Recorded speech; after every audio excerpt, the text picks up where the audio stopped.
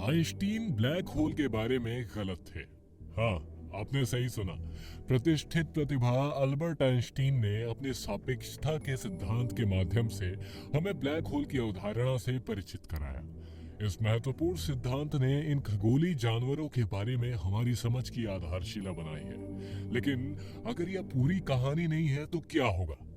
आज हम इस व्यापक रूप से स्वीकृत सिद्धांत को चुनौती देने और यूनिवर्स की गहराई में गोता लगाने के लिए यहाँ हैं। तो कमर कस लें और ब्लैक होल की अट्रैक्टिव दुनिया में गोता लगाते हुए अपने होश उड़ाने के लिए तैयार रहें। आइंस्टीन को चुनौती देने से पहले हमें यह समझने की जरूरत है कि ब्लैक होल वास्तव में है क्या। एक यूनिवर्सली वैक्यूम क्लीनर की कल्पना करें जो बहुत करीब आने वाली हर चीज को सोख लेता है, यहाँ तक कि प्रकाश को भी। यह एक ब्लैक होल है, अंतरिक्ष में एक ऐसा क्षेत्र जहाँ गुरुत्वाकर्षण इतना मजबूत है कि कुछ भी इसके खिंचाव से बच नहीं सकता है। ब्लैक होल का जन्म विशाल तारों के अवशेषों से होता है। जब ऐसे तारों का परमाणु ईंधन खत्म हो जाता है तो यह अपने गुरुत्वाकर्षण बल के तहत एक नाटकीय पतन से गुजरता है और एक छोटा अविश्वसनीय रूप से घना क्षेत्र बनाता है। यदि घनत्व पर्याप्त अधिक है तो एक ब्लैक होल बनता है। ब्लैक होल की संरचना में दो मुख्य भाग होते हैं। बाहरी भाग घटना क्षितिज है, जहां से वापसी संभव नहीं है। जो कुछ भी इस सीमा को पार करता है वह हमेशा के लिए निकल लिया जाता है। आइंस्टीन के सामान्य सापेक्षता सिद्धांत के अनुसार आंतरिक भाग विलक्षणता है। यह एक ऐसा बिंदु है जहां सभी पदार्थ अनंत घनत्व में कुचल जाते हैं। यहाँ पर चीजें थोड़ी पेचीदा और काफी भ्रमित करने वाली हो जाती हैं। कल्पना कीजिए कि एक पहाड़ को एक छोटे से संगमरमर में समेट दिया जाए। उस संगमरमर का घनत्व बहुत ज्यादा होगा। अब सभी पहाड़ों, सभी ग्रहों, सभी तारों, यूनिवर्स की हर चीज को एक छोटे संगमरमर में समेटने की कल्पना करें।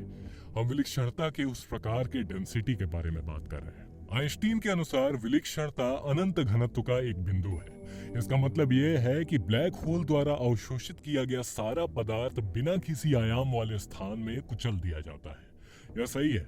ना चौड़ाई, ना ऊंचाई, ना गहराई, बस अनंत घनत्व और शून्य आयतन का एक बिंदु। हालांकि विलक्षणता की अवधारणा यह है कि यहाँ चीजें थोड़ी उलझने लगती हैं। भौतिकी जैसा कि हम इसे समझते हैं टूट जाती है। प्रकृति के नियम लागू होना बंद हो जाते हैं। यह आपके कैलकुलेटर पर शून्य से भाग देने का प्रयास करने जैसा है। यह कैलकुलेशन ही नहीं करता। अब जब हम ब्लैक होल को समझ गए हैं तो आइए जांच करें कि आइंस्टीन कहाँ गलत हुए होंगे।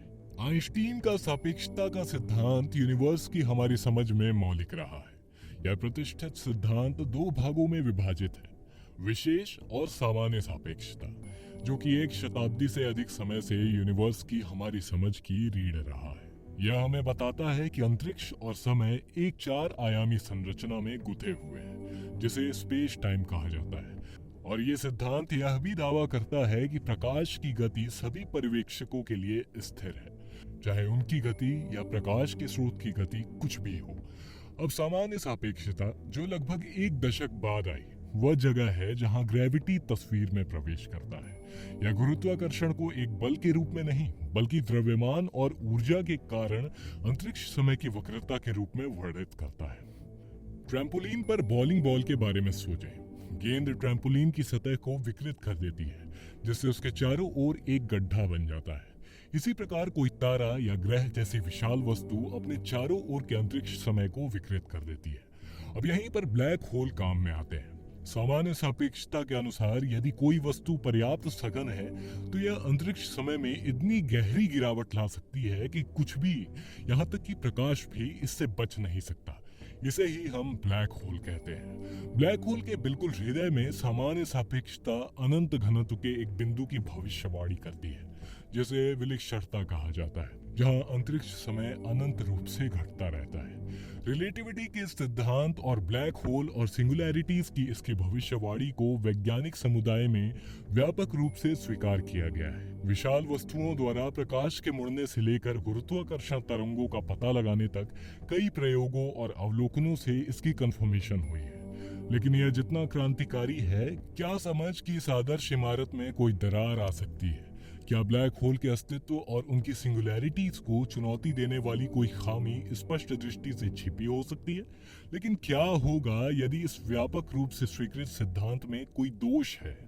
विवाद का केंद्र विलक्षणता एक ब्लैक होल का मूल है। सामान्य सापेक्षता के क्षेत्र में सिंगुलैरिटी अंतरिक्ष समय में एक बिंदु है जहां पदार्थ को असीम रूप से घना माना जाता है। यह ब्लैक होल का हृदय है जहां इसका सारा द्रव्यमान केंद्रित है। हालांकि यह धारणा ही समस्या की जड़ है।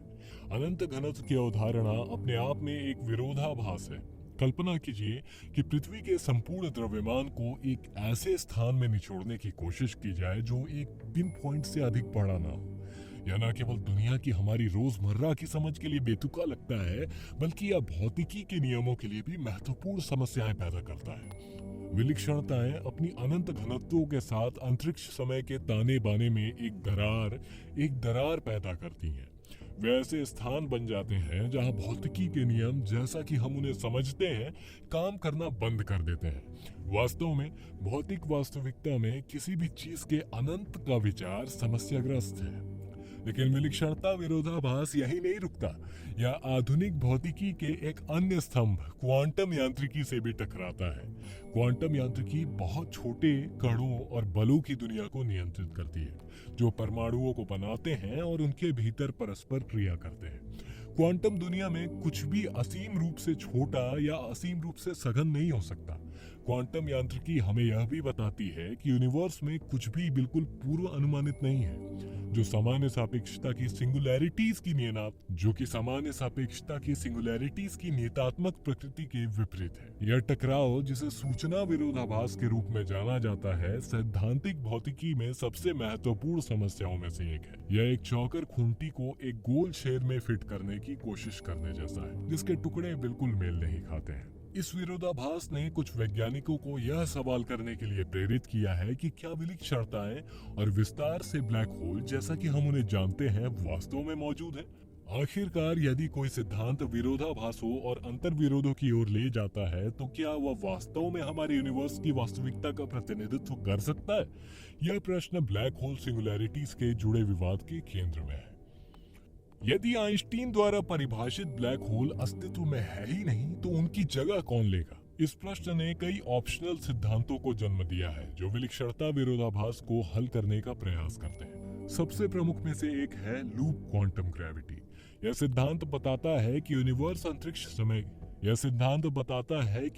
अंतरिक्ष समय के छोटे अलग अलग लूपों से बना है। इस मॉडल में यूनिवर्स का ताना बाना एक सहज सातत्य नहीं है जैसा कि आइंस्टीन ने प्रस्तावित किया था, बल्कि एक जाल या बुनाई की तरह है। जब ब्लैक होल की बात आती है तो लूप क्वांटम गुरुत्व सुझाव देता है कि वे एक विलक्षणता में समाप्त नहीं होते। इसके बजाय वे दूसरे यूनिवर्स या हमारे अपने यूनिवर्स के एक अलग हिस्से की ओर ले जाते हैं। तो एक ब्लैक होल को एक यूनिवर्सी कचरा कंपैक्टर के बजाय एक यूनिवर्सी सुरंग या वर्म होल के रूप में चित्रित करें। एक और सम्मोहक सिद्धांत क्वांटम फोम का विचार है। क्वांटम यांत्रिकी में निहित यह सिद्धांत प्रस्तावित करता है कि सबसे छोटे पैमाने पर अंतरिक्ष समय चिकना नहीं है। इस सिद्धांत के अनुसार ब्लैक होल विलक्षणताएं नहीं है, बल्कि इस क्वांटम फोम से बने हैं। यह झाग लगातार आभासी कणों के साथ उबलता रहता है जो अस्तित्व में आते और बाहर निकलते रहते हैं। जब एक ब्लैक होल बनता है तो क्वांटम फोम हिंसक रूप से मंथन करता है, जिससे कुछ भौतिक विज्ञानी फज बॉल कहते हैं। विलक्षणता के विपरीत फज बॉल की एक सतह होती है, इसलिए एक अनंत बिंदु में समा जाने के बजाय ब्लैक होल में गिरने वाली कोई भी चीज इस सतह से टकराएगी और नष्ट हो जाएगी। ये सिद्धांत हालांकि अभी भी विकास के अधीन है और बहुत बहस का विषय रहा है, जो कि ब्लैक होल को देखने का एक रोमांचक नया तरीका प्रदान करता है। वे पारंपरिक दृष्टिकोण को चुनौती देते हैं और संभावनाओं की एक पूरी नई दुनिया खोलते हैं। उनका सुझाव है कि ब्लैक होल अन्य यूनिवर्सी पुनर्चक्रण केंद्रों के लिए प्रवेश द्वार हो सकते हैं, जहां पदार्थ और ऊर्जा नष्ट नहीं होती बल्कि रूपांतरित होती है। ये ऑप्शनल सिद्धांत न केवल विलक्षणता विरोधाभास को हल कर सकते हैं, बल्कि यूनिवर्स की हमारी समझ में भी क्रांतिकारी बदलाव ला सकते हैं। तो क्या आइंस्टीन ब्लैक होल के बारे में गलत थे? आइए विचार करने के लिए कुछ क्षण लें। हमने ब्लैक होल की हैरान करने वाली दुनिया की यात्रा की है, आइंस्टीन के सापेक्षता के सिद्धांत को उजागर किया है और सिंगुलैरिटीज की पहेली से जूझ रहे हैं। हमने ऑप्शनल सिद्धांतों का भी पता लगाया है जो इन खगोलीय घटनाओं की हमारी वर्तमान समझ को चुनौती देते आ रहे हैं। संक्षेप में, आइंस्टीन का सिद्धांत यूनिवर्स की हमारी समझ की आधारशिला रहा है। इसने इस बात के लिए आधार तैयार किया है कि हम ब्लैक होल को कैसे देखते हैं, जो हमें अनंत घनत्व के बिंदु विलक्षणता की अवधारणा की ओर ले जाता है। लेकिन जैसा कि हमने देखा है, विलक्षणता की यह धारणा एक विरोधाभास क्वांटम यांत्रिकी और सामान्य सापेक्षता के क्षेत्रों के बीच टकराव पैदा करती है। इसका मतलब यह नहीं है कि आइंस्टीन गलत थे, बल्कि यह सुझाव देता है कि उनका सिद्धांत, चाहे वह कितना भी अभूतपूर्व क्यों ना हो, ब्लैक होल पर अंतिम शब्द नहीं हो सकता है। यह एक ऐसे टुकड़े से पहेली को सुलझाने की कोशिश करने जैसा है जो बिल्कुल फिट नहीं बैठता। क्या इसका मतलब यह है कि हम पूरी पहेली को ही फेंक दें? बिल्कुल नहीं। इसके बजाय हम एक ऐसे टुकड़े की खोज कर सकते हैं जो बेहतर फिट बैठता है, एक सिद्धांत जो विरोधाभास को हल कर सकता है। विलक्षणता के अस्तित्व और ब्लैक होल की वास्तविक प्रकृति के बारे में बहस जारी है। दुनिया भर के वैज्ञानिक हमारे ज्ञान की सीमाओं को पार करते हुए इस रहस्य को गहराई से जानने के लिए अथक प्रयास कर रहे हैं। जैसा कि हम यूनिवर्स के रहस्यों का पता लगाना जारी रखते हैं, कौन जानता है कि हमें किन अन्य सिद्धांतों पर पुनर्विचार करने की आवश्यकता हो सकती है।